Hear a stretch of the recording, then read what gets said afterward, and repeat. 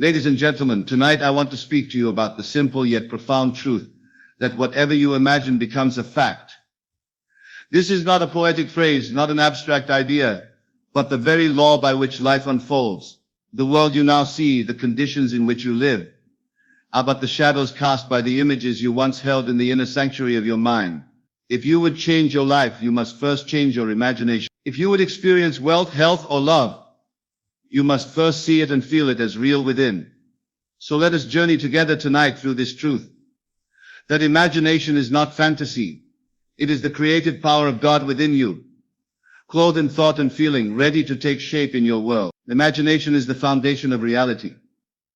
My friends, let us begin with the foundation. Everything you see in this world, every structure, every invention, every work of art, every system of commerce, every relationship, was first imagined. There is nothing in this world that did not begin as a thought, an image held in the invisible realm of imagination. You walk into a city and see the towers piercing the sky, the bridges spanning rivers, the roads that connect one point to another. Do you think these things sprang into being on their own? No, they were first conceived in the mind of man. Someone somewhere dared to imagine what was not yet visible. He saw a bridge where others saw only a river. He saw a tower where others saw empty sky. He saw a road where others saw wilderness. Imagination is the beginning of all creation. If you believe that this world is only the product of chance, you will remain a slave to what appears. But if you grasp that imagination is the seed of reality, then you will rise from being a victim of circumstance to being the master of creation. For what is true of the world at large is also true of your personal life. The conditions of your health, your finances, your relationships, your career, all are fruits of seeds once planted in the soil of imagination. Now, most men and women imagine unconsciously. They let fear paint pictures of lack. They let doubt sketch images of failure. They let resentment carve scenes of rejection. And then they are astonished when life plays back to them the very images they unknowingly entertained. They forget that imagination is not idle. It is not a harmless plaything. It is creative power itself. And whatever you hold within, with feeling, is shaping itself into fact without. Consider a simple example. A child is told repeatedly that he is slow, that he will not amount to much. He begins to imagine himself small, incapable, inferior. That image lodges within him. And though he may have all the capacity in the world, his life begins to conform to that image. He lives it out, for imagination always externalizes. But suppose that same child, even in the face of criticism, imagines himself strong, brilliant, capable. He sees himself succeeding. He feels the thrill of achievement. He holds to it as true. Then no outer voice, no opinion of others can deny him. He rises because his imagination has already raised him. This is why I say imagination is the foundation of reality. It is not secondary. It is primary. The world of senses, the things you can touch, taste, see, and hear, is but the outpicturing of what once was imagined. If you want to know what you have been imagining, look around you. Your life reveals your imagination. Your circumstances disclose your inner picture. If you would know your future, look to your imagination now. Let me pause and make it plain. You are not to despise your present world, for it is only the harvest of yesterday's imaginations. But you must not worship it either, for it is not permanent. It is subject to change. And how does change come? By imagination. You may be sick in body today, but you can imagine health, and health will appear. You may be poor in pocket today, but you can imagine wealth, and wealth will appear. You may be lonely today, but you can imagine companionship, and love will appear. The outer is not master. The inner is. Take this truth seriously. Do not play with it as a theory. Test it. Tonight before you sleep, dare to imagine the life you desire. See it clearly. Feel it deeply. Walk as though it was so. If you sustain it, life will bear witness. For imagination is not a private fantasy locked within the skull. It is the creative power that builds worlds. You may ask, but how can imagination produce reality? How can what is unseen call forth the seen? I will answer by saying this. You already live by this law, though you may not recognize it. Every invention of man proves it. The airplane flew first in imagination before it flew in the sky. The radio played in imagination before it played on airwaves. The telephone, the light bulb, the automobile, All were first seen in the unseen. If this law works for machines, for art, for architecture, why should it not also work for your own life? Are you not also the creator of your experience? The same law that governs great inventors governs you. The difference is only in awareness and application. Let us take another example. Think of a man in despair, without work, without money, without hope. He imagines daily the same picture: rejection, closed doors, failure. Soon his world conforms, and every attempt to rise seems to collapse. But let this same man dare to imagine otherwise. Let him see himself in meaningful work. Let him feel the dignity of success. Let him walk as though opportunity is already his. Though at first nothing outward changes, inwardly a seed is planted. That seed, watered by persistence and faith, must break through the soil of circumstance and bear fruit. Doors will open, opportunities will appear, men and women will respond differently to him. Why? Because his inner state has changed, and the outer must reflect. This is the mystery. Imagination clothes itself in fact. The world is compelled to take the shape of your inner images. No force can resist it, for imagination is the creative power of God within you. You may call it God, you may call it law, you may call it mind. It matters. The power is real, and it is within you. And so I say to you, watch your imagination, guard it as you would guard a treasure, for it is treasure. Do not let fear dictate its pictures. Do not let the world of appearances corrupt it. Take the reins and deliberately imagine what you wish to see. For as surely as the seed produces after its kind, your imaginal act will produce after its kind. When I tell you imagination is the foundation of reality, I am telling you that you already possess within yourself the creative cause of your world. You are not a victim of chance. You are not a pawn of fate. You are the shaper, the designer, the architect. Your world tomorrow will reveal the imaginations you entertain today. So I ask you, what are you imagining? Are you imagining limitation, fear, failure, or are you imagining abundance, strength, and victory? Choose wisely, for the world is listening to your inner speech. The unseen is always becoming seen. Your every imaginal act is a seed, and your life is the garden. Therefore begin now to plant deliberately. Imagine with purpose. See the life you desire and feel it real. Let no contradiction sway you. The facts of today are but the harvest of yesterday. Plant new seeds and tomorrow will be new. Imagination is not a dreamer's escape. It is the foundation of reality. Use it wisely and you will prove for yourself that whatever you imagine becomes a fact. Canada. Feeling gives life to the image. My friends, imagination alone is not enough. You may construct the grandest palace in the mind. You may picture yourself clothed in riches. You may see yourself adored and respected. But if you do not feel the reality of that image, it remains a lifeless picture. It is feeling that gives life to the image. Feeling is the soul of creation. I tell you tonight, you could sit for hours imagining a scene in perfect detail. Yet if it is not accompanied by the thrill, by the inner conviction, by the living sensation that it is real, it will not externalize. On the other hand, a single moment of intense feeling, where you truly sink into the experience of being the one you desire to be, will outweigh years of idle daydreams. It is not the number of times you imagine, it is the intensity and reality of the feeling you bring to it. Think of the difference between a photograph and a living man. A photograph may look like him, yet it has no breath, no movement, no pulse. So too is an imaginal picture without feeling. It may be accurate, but it is dead. Feeling is breath. Feeling is pulse. Feeling is the divine spark that animates the image and sets it on its journey into fact. Now, how do we bring feeling into imagination? By identifying ourselves with the scene, by entering into it until it seems natural, until it seems we are truly there. If you imagine yourself wealthy but still feel poor, the image has no power. But if you imagine yourself wealthy and feel the confidence, the freedom, the relief, the joy that accompanies wealth, then the image is clothed with life. The law responds to that inner vibration. Let me give you an example. A man says he wishes to be healed. He imagines himself lying in bed telling others he is well, yet inwardly he feels weak, he feels sick, he feels doubtful.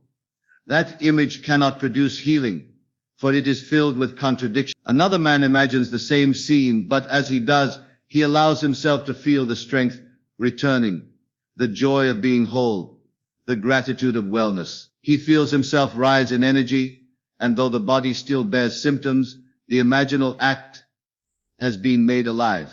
Persisted in, it must objectify. This is why I tell you, feeling is the secret. It is not enough to say I am rich, while inwardly feeling lack. It is not enough to say I am loved, while inwardly feeling alone. Words are not enough. Images are not enough. Feeling is the key that unlocks creation. You must ask yourself, what would it feel like if my desire were already fulfilled? Not tomorrow, not someday, but now. What would it feel like to have the money in your hand, to live in the house you desire, to hear the voice of the one you love calling your name with affection? What would that feel like? This is the question you must answer, not with intellect but with sensation. Close your eyes and step into the feeling. Now many of you struggle because you say, I cannot feel it. My senses deny it. But I say to you, feeling is a skill that grows with practice. The child does not walk the first day he tries, yet by persistence he walks. You too must persist until the feeling of reality comes easily. Imagine the end and remain there until you feel its truth. You may need to quiet the outer senses, to withdraw from the noise of the day, to enter into stillness. In that stillness, let the feeling rise. Do not force it. Allow it. Play with the scene until it catches you, until you feel the naturalness of it. That is the moment creation begins. Let me remind you of something vital. The subconscious mind, which brings forth your reality, accepts as true that which you feel to be true. It does not care whether the outer senses agree. It does not argue. It accepts feeling as fact. If you feel lack, it accepts lack. If you feel abundance, it accepts abundance. If you feel sickness, it accepts sickness. If you feel health, it accepts health. The subconscious has no choice but to reproduce the seed you plant in feeling. Therefore, the question is not what do I want? The question is, what do I feel? For feeling is the seed, and life will reproduce it without fail. Many want prosperity, yet they feel poor. Many want love, yet they feel unwanted. Many want success, yet they feel inferior. And then they wonder why the desire does not manifest. The reason is simple. The subconscious only brings forth what you feel as real. But here lies the wonder. You can change your feeling. You can deliberately enter into the state of the wish fulfilled. You can choose in imagination to feel rich, though the pocket is empty. You can choose to feel loved, though no hand holds yours. You can choose to feel victorious, though the world calls you defeated. If you persist in this choice, the outer world will conform. Let me illustrate. A woman is lonely and longs for companionship. She prays for love, but every night she falls asleep feeling rejected, feeling alone. Her prayer is words without feeling. But if she dares before she sleeps to imagine the warm arm around her, the sound of a loving voice beside her, and if she allows herself to feel the comfort and safety of that love, then though no man is yet in her life, she is sowing the seed. The subconscious will take that feeling and bring forth circumstances to match it. Soon the outer world will reflect what was felt within. So tonight I urge you, test it. Take one desire, one wish. Do not merely think of it, feel it. Enter into the scene of its fulfillment, and let the feeling of joy, gratitude, relief or pride rise within you. If it does not come easily, persist until it does. Even a moment of genuine feeling outweighs hours of mechanical repetition. That one moment will plant the seed. Do not be deceived by delay. The world moves slowly compared to imagination, but it must conform. If you hold the feeling, the fact must follow. The bridge of incidents will unfold. The people, the opportunities, the events, all will align to externalize what you felt as true. So I say to you, guard your feelings. Choose them deliberately. For every feeling is a seed, and life is your harvest. You are not helpless. You are not at the mercy of the world. You are shaping it now by the feelings you entertain. Feeling gives life to the image. Without it, the image is a shadow. With it, the image becomes flesh. This is the law of creation. Test it, and you will know that whatever you imagine, when felt as real, becomes a fact. 3. The world reflects your inner state. My friends, tonight I want to press upon you one simple truth. Your world is a mirror, faithfully reflecting your inner state of consciousness. Look at your life as it now stands, the relationships you hold, the work you perform, the health of your body, the condition of your finances. All of it is a reflection. It is not happening to you, it is happening through you. You may resist this truth because the outer seems so solid, so independent, so beyond your control. But I assure you, the outer is nothing more than a shadow cast by the inner light. And that light is your imagination, clothed with feeling. If the image within you is one of lack, your world will mirror lack. If the image within you is one of wealth, your world will mirror wealth. If the image within you is one of love, your world will mirror love. Always the mirror is faithful. Now let me explain why this is. The subconscious mind accepts as true whatever you impress upon it with feeling. Once impressed, it projects itself outward, arranging circumstances, people, and events to mirror that impression. So when you look at your world, you are not seeing random chance. You are seeing yourself objectified. You are meeting in the outer the state you occupy within. Think of it this way. If you stand before a mirror frowning, you cannot expect the reflection to smile. If you stand slouched, you cannot expect the mirror to show you upright. The mirror does not argue, it does not choose, it does not invent. It simply reflects what stands before it. So too with life. The world is your mirror, reflecting the state of consciousness you presently entertain. And here is the wonder. When you change within, the mirror must change. But most men and women try to smash the mirror, to fight the reflection, to alter the outer without first altering the inner. They battle circumstances, they complain about others, they struggle against conditions, yet the inner state remains unchanged. And so the mirror continues to reflect the same picture. Let me give you an example. A man complains that he is always overlooked at work. He says his boss never notices him, that opportunities pass him by. He feels inferior, unseen, unworthy. That is his inner state. And what does the world reflect? The same. He is overlooked, passed by, unnoticed. He blames the boss, the company, the system. But if he would only look within, he would see that the mirror is faithful. He is experiencing outwardly the inner conviction he carries. Change that conviction, and the mirror must change. Suppose this man begins to imagine himself valued, respected, promoted. He feels the thrill of recognition, the pride of accomplishment, the security of advancement. He holds this inner picture and persists in it. Soon, without his forcing a thing, opportunities appear. People respond differently, doors open. The mirror now reflects a new image, because the inner state has changed. I tell you, there is no outer cause. There is only the inner state, reflected, faith. If you are poor, it is because you carry within you the feeling of poverty. If you are lonely, it is because you carry within you the feeling of loneliness. If you are sick, it is because you carry within you the feeling of sickness. Do not argue with me, test it. Change the inner state, and watch the outer conform. Now this does not mean you must deny what the senses show. Acknowledge it as the harvest of yesterday's imaginations, but refuse to let it dictate tomorrow's seed. If the mirror shows a frown, do not curse the mirror, change your expression. If life shows lack, do not fight the lack.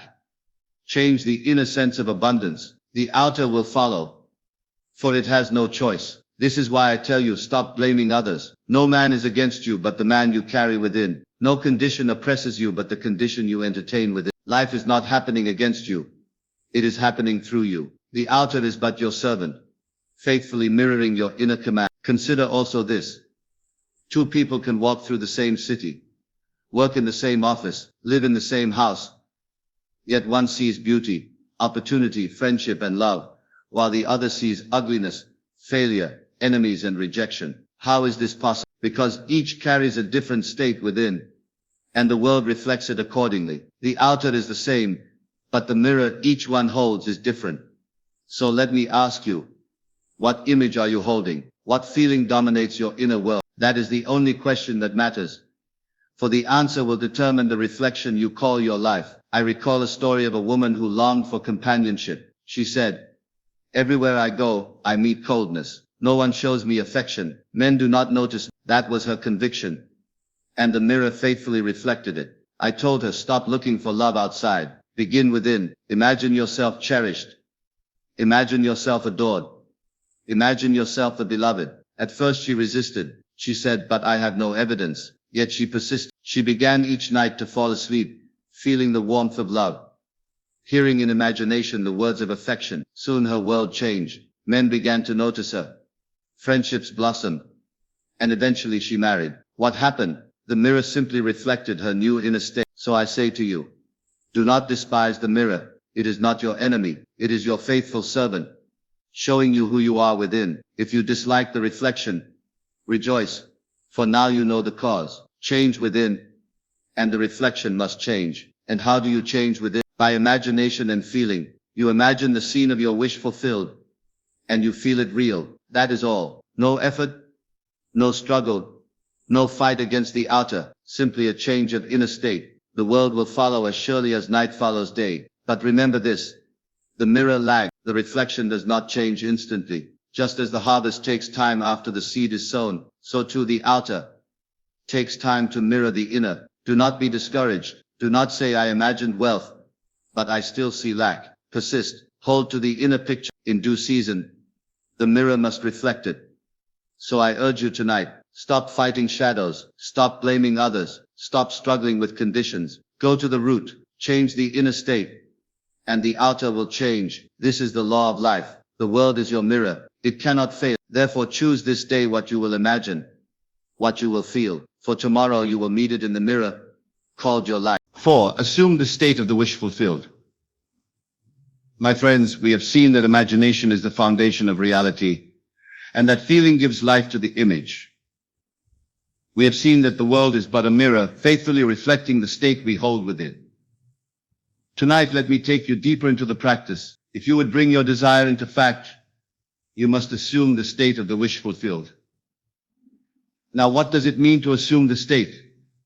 It means to live inwardly as though your desire were already realized. It means to accept, in imagination, the end you long for and walk as though it were true now. Not tomorrow, not someday, but now. You clothe yourself in the state of the wish fulfilled, and by doing so you call it forth into fact. The world teaches you to wait until you see evidence before you believe. It says, when you have the money, then you may feel rich. When the body is healed, then you may feel whole. When the man or woman appears, then you may feel love. But I tell you, the law of life is reversed. Feel it first, assume it first, live it inwardly first, and then it will appear outwardly. This is the secret of assumption. Imagine a man who longs for wealth but daily confesses his poverty. He checks his empty purse, he worries over his debts, he dwells on his lack. He thinks he desires wealth, but in truth he assumes poverty. And what does the world reflect? Poverty, again and again. Now suppose this same man dares to change his state. He closes his eyes and imagines himself wealthy. He feels the security of money in his hands. He tastes the pleasure of freedom. He assumes it as true, and he walks in that feeling. Though the outer still shows lack, he no longer accepts it as his reality. He lives in the end. Soon opportunities appear. Doors open. The world rearranges itself to mirror his new state. I tell you, assumption, though false at first, if persisted in, hardens into fact. The outer world has no choice but to conform to the inner state you faithfully occupy. Consider this. If you wish to be loved, assume the feeling of being loved now. Walk through your day as though affection surrounds you. Feel the warmth of it. Let it color your speech, your actions, your very posture. Do not wait for the outer to change. Assume it within, and then watch as people respond to you differently, as circumstances shape themselves to reflect your assumption. If you wish to be healthy, assume the feeling of health. Though the body may ache, inwardly you feel whole, vibrant, strong. You refuse to dwell on sickness, for that is not your state. You walk in the inner conviction that health is yours now, and soon the body conforms, for the outer must reflect the inner. This is why the scriptures say, when you pray, believe that you have received, and you should not believe you will receive, but believe you have received. That is assumption. You pray by assuming the state of the wish fulfilled. You feel the answer now, and because you feel it, it must appear. Do not confuse assumption with hoping. Hoping places the desire in the future. Assumption claims it now. Hoping says, someday I will be. Assumption says, I am. Hoping waits. Assumption lives, and life responds not to hope, but to assumption. Let me illustrate with a simple exercise. Tonight before you sleep, choose one desire. Perhaps it is wealth, perhaps health, perhaps love. Close your eyes and imagine the scene that would follow its fulfillment. If it were true now, what would you see? What would you hear? What would you feel? Perhaps a friend congratulating you.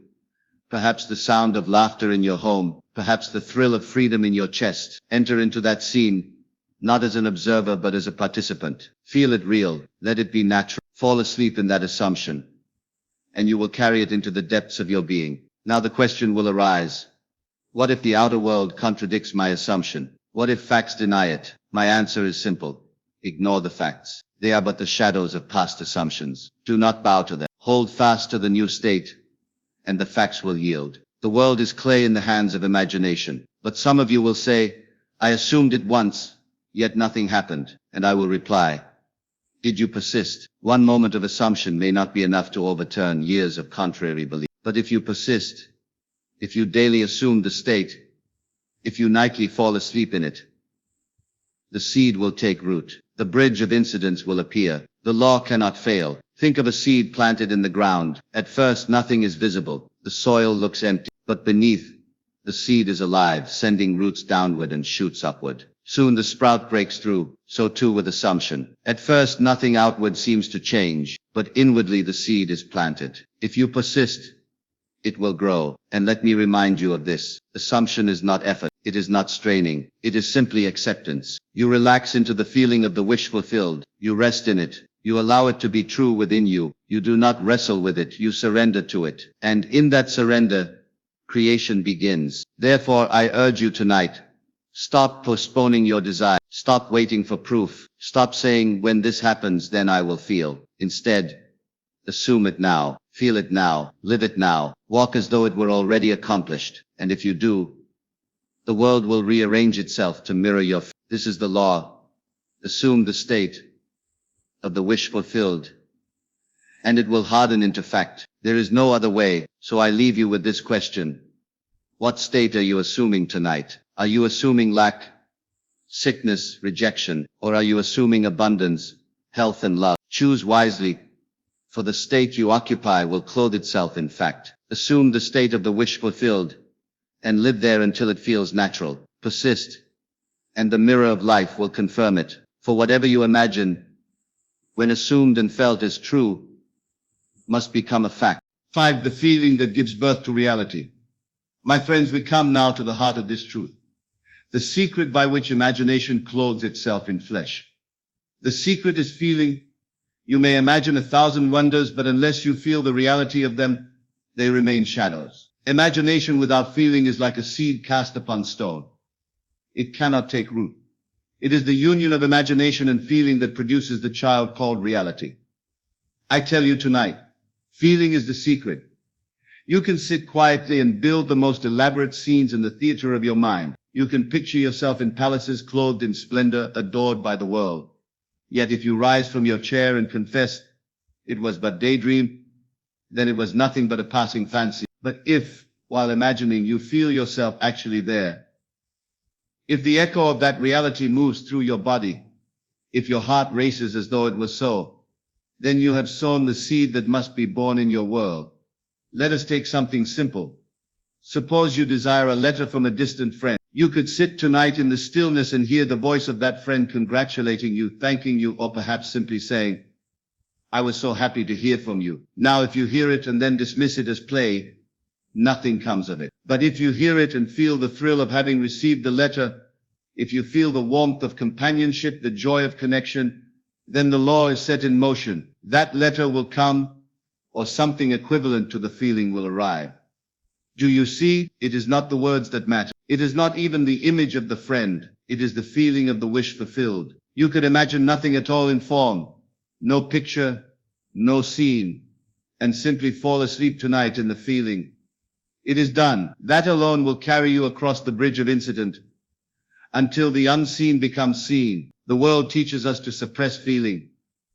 We are told, be rational, be realistic, be cautious. And so we live half alive, denying the very power by which creation takes place. I say to you, dare to feel greatly. Dare to feel wealth as though it were yours now. Dare to feel love as though you were cherished now. Dare to feel health as though your body glowed with strength now. For the world is only the outpicturing of inner feeling. Look upon your life and you will see a perfect reflection of what you have most consistently felt. Some of you may protest and say, but I never felt this misery. I say examine again. Did you not feel fear? Did you not feel doubt? Did you not feel unworthy? Those feelings, even though you may never have desired their object, called forth conditions to match them. Feeling is always creating, whether consciously directed or not. Feeling gives birth. So if you are to be a conscious creator, learn to govern your feelings. Do not merely watch them rise and fall like waves without a captain. Steer them. Tonight before you sleep, choose the state you would live in. Feel it with such intensity that it seems the very air of the room is saturated with it. Then sink into sleep and let that feeling carry you like a current into the depths of your being. You will rise tomorrow in the same old world.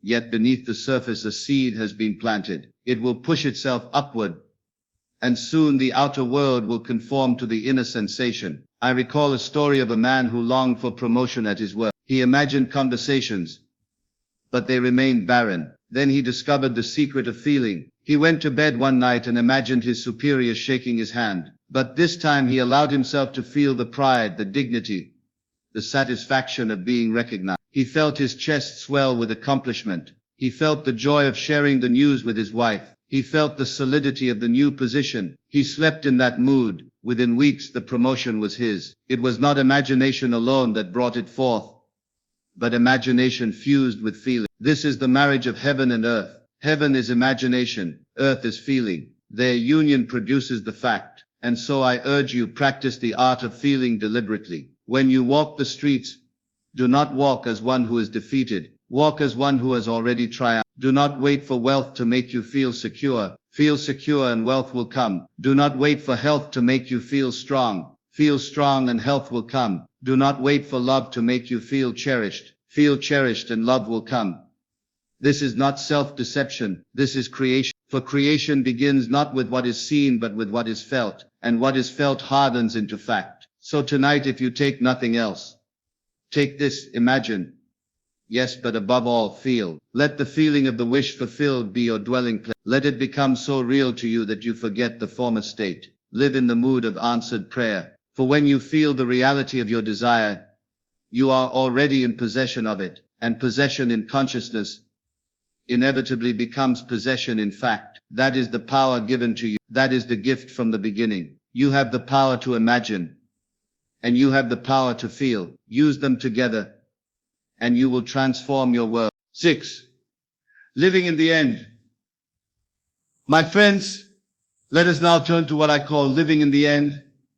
If imagination and feeling are the seed, then living in the end is the tending of the soil until the harvest is sure. It is one thing to imagine once. It is one thing to feel once. But the question is, do you remain in the end of your desire, or do you slip back into the former state? Do you live as though it were already true, or do you live as though you are still waiting? This is the difference between success and failure in the application of this law. To live in the end means to accept the fact of your desire's fulfillment so fully that the outer world cannot shake it. It means to walk this day, not as the man who is hoping, not as the man who is trying, but as the man who is trying, but as the man who is, you want wealth. Then live this day as though you are already wealthy, not in foolish extravagance, but in the quiet dignity of one who owns. You want health, then carry yourself this day as though the body were already restored, not waiting for the report, but rejoicing in the victory. You want love, then speak, walk, and act as one already loved, not seeking it, not begging for it, but radiating it. Do you see the subtlety? Many people imagine a scene, feel the joy for a moment, and then go out and contradict it by their behavior. They say, someday it will come. But I tell you that very statement is denial of the end. For if you say someday, then today it is not. Living in the end says, it is now. Living in the end says, though my eyes show me lack, I live as one who has. Living in the end says, I am. You must understand, the world outside is not the cause, it is the effect. If you wait for the outer to change before you adopt the inner, you will wait forever. But if you dare to adopt the inner, in defiance of the outer, then the outer must change. This is the law. Consider a simple example. A woman desired to be married. She had spent years longing, wishing and asking, but nothing came. Then she learned the art of living in the end. Each night she fell asleep, imagining her hand with a ring upon it. But more than that, she lived each day as though she were already cherished. She cooked meals as though preparing for her husband. She spoke of her future as though it were already present. She ceased lamenting her loneliness and began to live the joy of companionship. Within a year the man appeared. They met, they married, and she looked back and saw that it was not the man who brought her joy, but her joy that brought the man. That is living in the end. You cannot simply touch it once and expect permanence. You must abide there. You must make it your dwelling place. When doubts arise, and they will do not feed them, simply return to the end. When the world shows you contradiction, do not bow before it. Simply return to the end. Say within yourself, I know who I am. I know what I have accepted. I know it is done. The end is always certain if you remain there, for consciousness is the only reality, and the state you occupy must outpicture itself in your world. Do not ask when. Do not ask how. Those questions betray that you are not yet in the end. The end has no when, no how. The end simply is. Let me give you another story. A man in desperate need of work came to me once. He said, I have tried to imagine employment, but nothing happens. I asked him, do you live each day as though you are unemployed, or as though you already have work? He confessed he lived as the unemployed. He carried himself in defeat. He spoke in complaint. He thought in lack. I told him, tonight before you sleep, imagine yourself coming home from a day's work. Feel the weariness of having accomplished something. Feel the weight of the tools in your hands, or the satisfaction of your mind having been engaged. Fall asleep in that state. He obeyed. He lived each day as though he were already employed. He rose early. He dressed as though he were going to work. He carried himself in the dignity of one who belonged. Within weeks, a job came to him. Not by effort, not by struggle, but by the law. The end accepted creates the means. So I say to you, do not concern yourself with the bridges of incident. Do not strain to know the steps by which it will come. That is not your role. Your role is to live in the end, to live there so fully that the former state becomes a dream, a memory, a shadow. When you live in the end, the world arranges itself without your conscious effort. You may receive a letter, a call, a chance meeting. You may be led to a place you never expected, but all of it is only the outworking of the state you have already accepted. The danger lies in wavering. The danger lies in stepping out of the end and into the old state. For as long as you dwell in the old, you perpetuate the old. So discipline yourself. Do not let appearances dictate your state. Let your state dictate the appearances. Say to yourself daily, I am already what I long to be. I already have what I sought. I already live in the end. Do not confuse this with pretense. Pretending is a mask. Living in the end is an inner knowing. You may appear to the world as the same man, yet within you is a secret certainty that cannot be shaken. That certainty draws the outer into harmony. I tell you, the moment you dare to live in the end, you shift your world. It may not be visible at once, but beneath the surface, a new current begins to move. The pieces are set in motion. The players take their places, and soon the scene you accepted inwardly appears outwardly. This is not theory. This is law. So test it tonight. Choose the end you desire most. Enter into it in imagination. Feel it real. And then, when you wake tomorrow, live this day from that end. Speak from it. Walk from it. Act from it. If you stumble, return to it. If you forget, remind yourself. Soon the end will feel so natural that you cannot remember ever being otherwise. And when that day comes, the outer will mirror. This, my friends, is the art of living in the end. It is not hoping. It is not trying. It is being. And when you are, the world must confirm it. 7. The power of persistence. My friends, we have spoken of imagination, of feeling, of living in the end. But tonight I must emphasize the great necessity of persistence. For though the law is certain, though the principle never fails, it is persistence that carries the seed through the dark soil until it breaks forth into light. Without persistence, the seed may be sown, but the harvest is not seen. With persistence, nothing can keep it from appearing. You see, when you imagine, when you feel, when you assume the end, you plant the seed.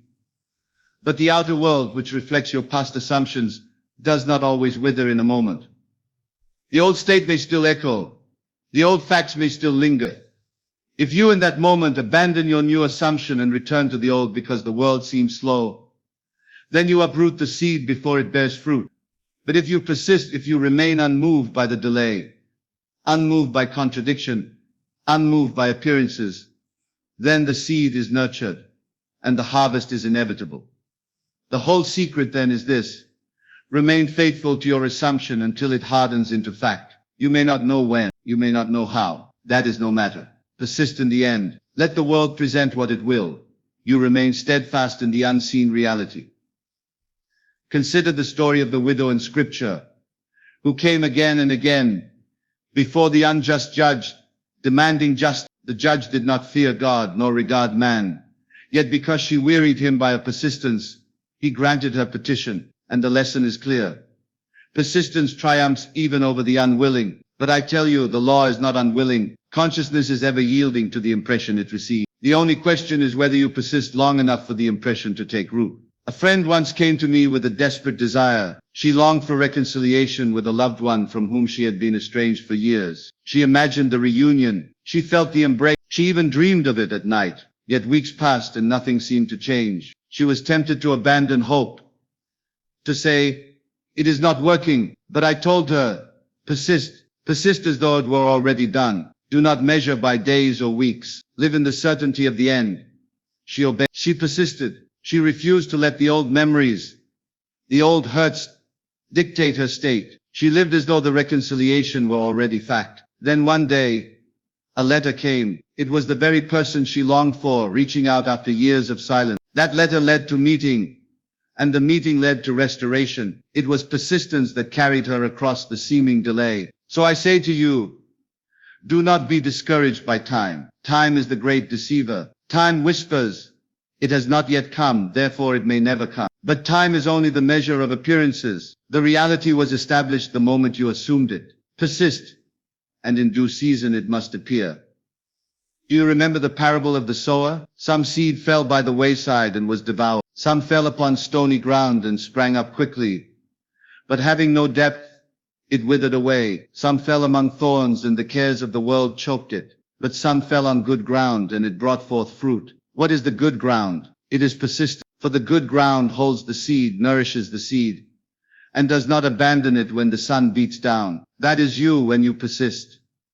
You may ask, how long must I persist? I answer, until the end feels so natural that you no longer struggle to maintain it. For when the end feels natural, it is certain. You do not persist by straining, but by quietly, faithfully, returning again and again to the end. Each time the world tempts you to doubt, you return. Each time the old state rises in memory, you return. Each time delay mocks you, you return. Until at last the return is no longer effort but ease. The end becomes home. And let me remind you, persistence is not labor. Persistence is loyalty. It is fidelity to the vision. It is choosing again and again to be faithful to what you have already accepted. Think of a man who loves. He does not wake each morning and say, "Shall I love again today?" He simply loves because his heart is given. That is persistence, not grim determination, but a devotion to the end. Now let me give you a practical method. Each night before you sleep, return to your seat. Feel again the wish fulfilled. Enter into the end as though it were now. And if doubts arise during the day,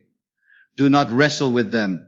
Simply remind yourself, I have already chosen. It is already done. That is persistence. It is not wrestling with shadows, but standing firm in the light. The outer world may resist. Friends may mock. Circumstances may contradict. But you are not living for appearances. You are living in the unseen, and the unseen rules the scene. Persist there, and the scene must bend. A man once told me, I imagined wealth, but my debts only grew larger. I asked him, did you persist? He said, I imagined once, perhaps twice, but then I looked at the bills and gave up. And I told him, there is your answer. You watered the weeds more than the seed. Persist in the wealth, and the debts will vanish. For the law does not fail. Only our persistence fails. So I urge you tonight, test the power of persistence. Choose one desire. Enter into its end. And no matter what the world shows you, remain there. Do not move. Say to yourself, I know my Redeemer lives. I know the reality I have accepted is more real than what my eyes behold. I know it is done. And in that faith, persist. Soon the old will crumble, and the new will stand revealed. For the secret of victory is not force, not effort, not struggle. The secret of victory is persistence, quiet, steady, unshakable loyalty to the end. And if you persist, I promise you the end will come. 8. The bridge of incidents. My friends, when you have imagined, when you have felt, when you have persisted in the end, there arises a mystery which I call the bridge of incidents. For though the end is certain the moment you accept it, the path by which you come to it often appears strange, unexpected, and at times even contradictory. And yet if you remain faithful, you will see that every step, no matter how small, no matter how bewildering, was leading you directly to the fulfillment of your desire. What is this bridge of incidents? It is the sequence of events, the unfolding of circumstances, the weaving of people and opportunities, which carry you from the present state into the end you have assumed. You need not plan this bridge. You need not strain to build it. The moment the end is accepted in imagination, the bridge is set in motion. Unseen currents begin to flow, unseen hands begin to work, and what seemed impossible finds its natural expression. Let me tell you, the bridge is not always pleasant. Sometimes the bridge appears as loss. Sometimes it appears as change you did not expect. Sometimes it appears as a challenge that seems to push you further from your desire. But if you remain faithful, you will see in hindsight that it was the necessary step. The old must dissolve to make way for the new. The seed must die in the earth before it rises in fruit. So never judge the bridge while you are upon it. Simply trust that the end you accepted is certain, and that all is unfolding for its fulfillment. I recall a man who longed to leave his employment and establish his own business. He imagined success. He felt it real. He persisted in the end. And yet the very next month he was dismissed from his work. He came to me distraught, saying, "This law has failed me. I asked for freedom and now I am ruined." I told him, "No, my friend. This is the bridge. You asked for freedom from that employment. You asked for your own venture. To bring that about, the old tie had to be cut. This dismissal is not the end, but the bridge." He returned to his assumption, persisted in the end.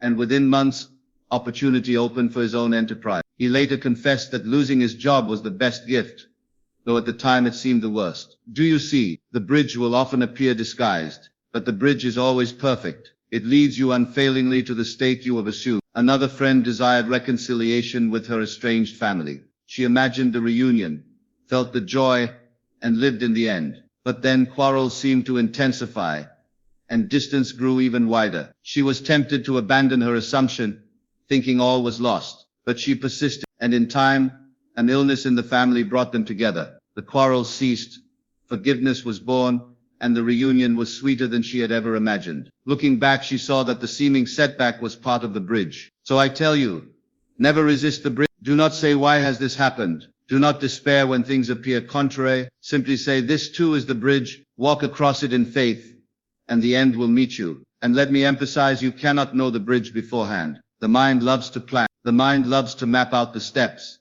to say, if this happens, then that will follow. But the bridge belongs to a wisdom far deeper than your conscious mind. Leave it alone. Your task is not to construct the bridge, but to accept the end. Once the end is accepted, the bridge builds itself. Imagine tonight what you most desire. Accept it as fact. Feel it real. And then, as you move through the days, trust that the bridge is carrying you. Whether it appears smooth or rough, whether it is lit with joy or clouded by trial, it is still the bridge. Do not turn back. Do not abandon your end, because the bridge confuses you. Walk faithfully, and soon you will stand in the land you have imagined. Let me share another illustration. A woman longed for a home of her own. She imagined walking through the rooms.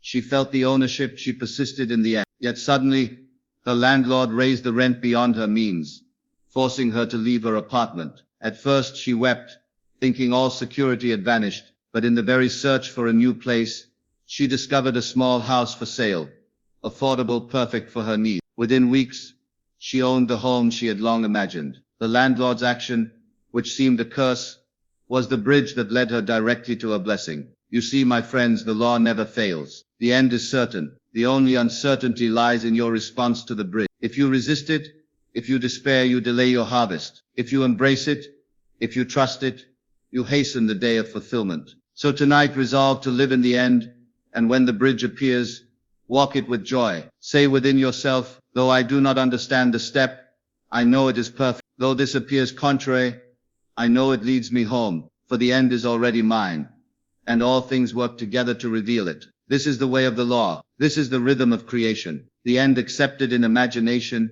creates the bridge of incident. The bridge unfolds naturally, without your effort, without your planning. Walk faithfully, and the desire you assumed will stand before you in the flesh. So I ask you, will you trust the bridge? Will you walk it though it appears dark? Will you persist in the end though the steps confuse you? If you will, then I promise you, nothing in heaven or earth can keep your desire from you, for imagination has already claimed it, and feeling has already sealed it, and persistence has already nurtured it. The bridge is but the path by which it appears. Therefore rejoice in the bridge, embrace it, for the bridge is the proof that your desire is alive, moving toward manifestation, and if you remain faithful, you shall cross it, and the end will greet you. 9. Faith in action. My friends, tonight we approach a truth so vital that without it all else is powerless. Faith is not merely a thought, not merely a hope, not merely an idle wish. Faith is action. Faith is the living power that carries the seed of imagination across the bridge of incidents into manifestation. Without faith, the seed remains buried, the bridge remains unseen, and the end remains a dream. With faith, the unseen becomes seen, the impossible becomes inevitable, and the imagined becomes fact. Let us understand clearly what I mean. Many speak of faith, but they mistake mere belief for the living power I speak of. They say, I believe it will happen, yet they do not act as though it is happening. They imagine, but they do not feel. They assume, but they do not persist. Faith, true faith, is the conscious occupation of the end. It is living inwardly as though the desire were already accomplished. It is unwavering, undisturbed by contradiction, and unshakable by appearances. Faith is not passive. It is an active state of consciousness. Consider a man who desires health. He prays, he hopes, he wishes, yet he complains daily about his ailments. He reads of cures but doubts their efficacy. He sees doctors but continues to imagine sickness. This man does not have faith. He has mere desire. Faith would have him act as though he were already whole. He would care for the body, yes, but not with anxiety or doubt. He would exercise the imagination, assuming the body restored. He would feel the vitality coursing through him, and he would persist in that feeling until the body conforms. That is faith in action. Faith does not wait for evidence. It does not demand proof. It does not bargain with the outer world. Faith is absolute. Faith says, it is done. Faith does not ask, how will it come, or when will it appear? Faith knows, and in knowing moves. This knowing is not intellectual. It is experiential. It is the inner certainty that the instant reality already exists, and that the outer world will reflect it in time. I tell you, the world is full of those who imagine, those who hope, those who wish, yet few persist. Few exercise faith as action, and so they wander in disappointment, wondering why the law seems to fail. But the law never fails. It is not the law that disappoints. It is the faithlessness of man. As long as you doubt, as long as you waver, as long as you fail to act inwardly from the end, the manifestation will tarry. But the moment you step fully into faith, the invisible begins to move. The bridge unfolds and the end is inevitable. Let me give you a practical example. A young woman desired a career in the arts. She prayed, she imagined, she hoped, but each time an opportunity appeared, she hesitated. She questioned her worth. She feared rejection. She doubted the possibility. That hesitation, that wavering, prevented the manifestation. I told her, faith is not hesitation. Faith is action. Step fully into the reality of your desire. Assume it. Feel it. Persist in it. Act inwardly as though it is already yours. She followed this counsel. Each day, she lived in the end. She imagined her success vividly. She felt the satisfaction of her work. Recognized. She persisted despite setbacks. She did not argue with appearances. She did not grovel before the world. She simply acted inwardly in faith. Within months, the very doors she sought began to open. Invitations arrived. Connections formed. Her career took root. Not by chance, not by effort alone, but by faith made active. Faith, you see, is like fire. If you hold a spark lightly, it flickers and dies. But if you nurture it, if you feed it with persistence and feeling, it becomes a blaze that cannot be extinguished. The fire of faith burns away doubt, dissolves contradiction, and illuminates the path across the bridge. and the law responds. Where faith lives, manifestation must follow. Do not confuse faith with blind hope. Hope waits. Faith acts. Hope is tentative. Faith is certain. Hope questions. Faith knows. Hope is swayed by appearances. Faith is anchored in the unseen. Faith is the bridge that connects imagination with reality. Faith is the living engine of creation. I urge you tonight to examine your life. In what areas do you desire change? In what areas do you long for abundance, love, health, or success? Do you act in faith, or do you merely wish and complain? If you are not living from the end, if you are not persisting in assumption, if you are allowing appearances to dictate your state, then you have not yet applied the law. Begin tonight, assume the end, feel it real, persist, and let faith carry you across the bridge. Remember this. Nothing in the outer world can prevent the fulfillment of your desire. Once you inhabit the state of the wish fulfilled, people may resist, circumstances may appear contrary, time may seem slow, yet the unseen is already determined. Faith aligns your consciousness with the unseen. Faith sustains you while the bridge arranges itself. Faith does not panic. Faith does not waver. Faith does not argue with facts. Faith acts inwardly, persistently, and inevitably. And there is a secret to sustaining faith. Fall asleep each night in the feeling of your desire fulfilled. Let it saturate your consciousness. Let it seep into the subconscious. Awaken each morning and carry that feeling into the day. Persist. Do not be shaken. The world may seem slow.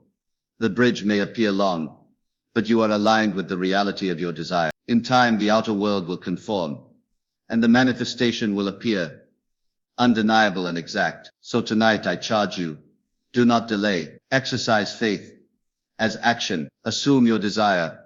Feel it, persist in it, and watch as the law performs its perfect work. Faith is not wishful thinking. Faith is not a fleeting thought. Faith is the living, breathing certainty that what you have imagined, felt, and assumed must become fact. Do you understand this? Faith is the power that moves the invisible to the visible. Faith is the power that builds the bridge. Faith is the power that transforms imagination into reality. And if you persist in faith, if you act inwardly from the end, nothing in heaven or on earth can withhold your desire. 10.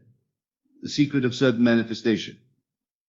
My friends, we have traveled together through the landscape of imagination, feeling, assumption, persistence, the bridge of incidence and faith. We have seen how each principle functions, how each law operates, and how the unseen responds unfailingly to the inner state. And now, at the culmination of our journey, I wish to leave you with the ultimate secret, the principle that, when fully understood and applied, makes the realization of any desire not only possible, but certain. The secret is this. What you imagine and feel is real, and what you persist in assuming is true must become fact. There is no power in heaven or earth that can resist it. The moment you accept the end, the law responds. The moment you inhabit the state of your fulfilled desire, the world begins to mirror that reality. This is not theory. This is law. This is the immutable principle by which the universe operates. Consider carefully. Many of you have imagined, perhaps even longed, perhaps even prayed, yet nothing appears to change. Why? The answer is always the same. The state of the wish fulfilled was not truly assumed. The feeling of the desire was not truly lived. Doubt entered, the mind wavered, faith faltered, and the law cannot act where there is no conviction. It cannot create where the state is divided. The secret, therefore, is to hold the end with absolute certainty. I say to you, you must live in your end with the full conviction that it is already yours. You must think, speak, act, and feel as if it were true now. This is the practice that turns imagination into fact. This is the practice that every master of life has followed. It is not complicated. It is not difficult. It is simple. But it requires courage, patience, and unwavering faith. Let me give you an illustration. A man desired prosperity, yet he lived daily in worry over bills, in fear of failure, in doubt of his own worth. He imagined success. Yes, but he immediately contradicted it with fear. The law of consciousness reflected what he truly occupied: fear, lack, limitation. Then he learned to assume the state of the wish fulfilled. He imagined himself wealthy. He felt the security and abundance of that wealth. He persisted day after day in that feeling. He walked, spoke, and acted as though the end were already accomplished. And slowly, imperceptibly, opportunities appeared. Doors opened, Friends offered assistance, ventures succeeded. Within time, the outer world reflected precisely the inner reality he had maintained. The end had come to pass because he persisted in its assumption. This is the pattern you must follow. Imagination sets the seed. Feeling nourishes it. Assumption establishes it in consciousness. Persistence ensures its growth. The bridge of incidents delivers it. Faith sustains it. And the culmination is manifestation. Each step is inseparable. Each step is essential. Each step is the law in action. Now I hear some of you asking, what of obstacles? What of the seeming impossibilities? What if the world contradicts my vision? And I say precisely, that is the test of your conviction. The law does not act for those who are divided. The law does not yield to doubt. The law responds to certainty, and certainty is born in the depths of your inner state. The world may appear contrary, but appearances are merely the echo of past assumptions. You do not alter reality by contending with appearances. You alter reality by steadfastly remaining in the state of the end. Consider carefully this truth. The bridge of incidents is not under your control. The timing, the sequence, the unfolding, these belong to the unseen. Your role is the inner work. Persist in the end. Live in the feeling. Trust absolutely. Do not look to the outer for confirmation. Confirmation will come, but it is not the measure of your conviction. Your measure is inward. The law responds to inner states, not to outer circumstance. Let me share a final story. A woman desired to travel and see the world, yet her finances were limited, and her circumstances seemed impossible. She imagined the trips, felt the joy of exploration, assumed the state of the fulfilled desire, and persisted. Opportunities arose in ways she never imagined.